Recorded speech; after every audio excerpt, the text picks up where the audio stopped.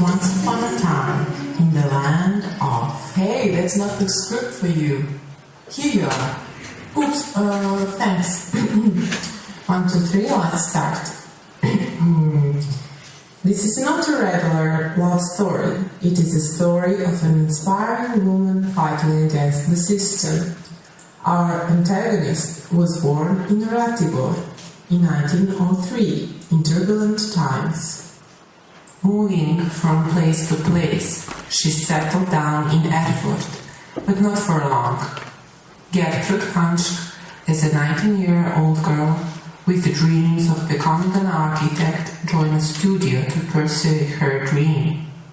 She was rebellious, expressing herself through clothes and hair, cutting it short. That was her way to fight against stereotypical woman beauty. Knowing there is not a school that would accept her because of her gender, she discarded photography and started taking photos of places in her surrounding. In year 1923, she heard the news. Boys and girls, come to Weimar to study art and architecture. Gertrud started to pack by filling small suitcases with big hopes and dreams. She showed incredible talent in foundation studies taken by Masquerade. Rushing through narrow corridors of Bauhaus, her dreams were crushed after 1 year of studying. Although the word architecture is a feminine word in many languages, during that time you should have some goals to practice it. Talented Gertrud healed her broken heart by studying weaving. That was her only choice. School propaganda was that weaving is an art that only suits women because of their gentle fingers that work well with strings. Spending days weaving layers of thread, layers of sorrow, layers of tears, she saw that her sacrifice was in vain. For the time she spent on creating a carpet, she did not get valuable reward. That triggered her to stop weaving after graduation. After every rain comes sun. In these corridors, almost unpredictably, young Gertrud met a charming guy named Alfred. He was from architecture department. Both of them shared the same love. It was clear from the first sight that their love story will end with happily ever after. Wait.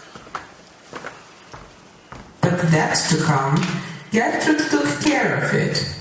Romantically but still strictly, she wrote a pre-contract where both of them are abiding to the rules of loving each other, to take care of themselves, mentally and physically, to travel together and that all decisions made together so they can be equal.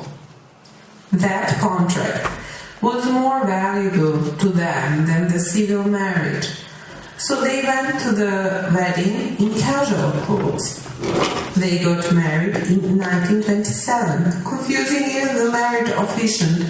Who are the couple getting married, them or the witnesses? Do you take her as a wife? I do. Do you take him as a husband? I do. I pronounce you as a husband and wife.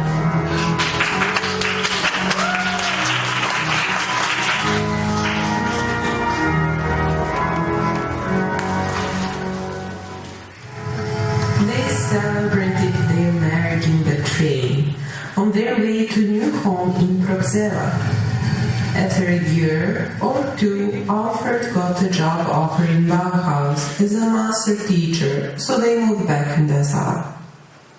Gertrud had a lot of free time, and during her first pregnancy she made a series of portraits by herself. Dressing in different clothes, experimenting with makeup, she expressed herself.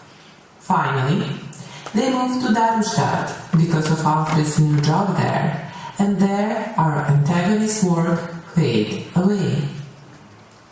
During 70s, Alfred passed away. Shortly after that, Gertrud's private work from her youth was discovered, and she suddenly got attention on the reputation of being the first performative self-portraitor. In honor of her contribution to the photography work, an exhibition was held. Gertrud, it's such an honor having you here. Please tell us something more about your work. I got so inspired while living here in Dessau in the Bauhaus buildings and having so much impact and influence from the Bauhaus people. Oh, that's nice. And for the end, tell us, what do you think about yourself? Eigentlich wollte ich Architektin werden.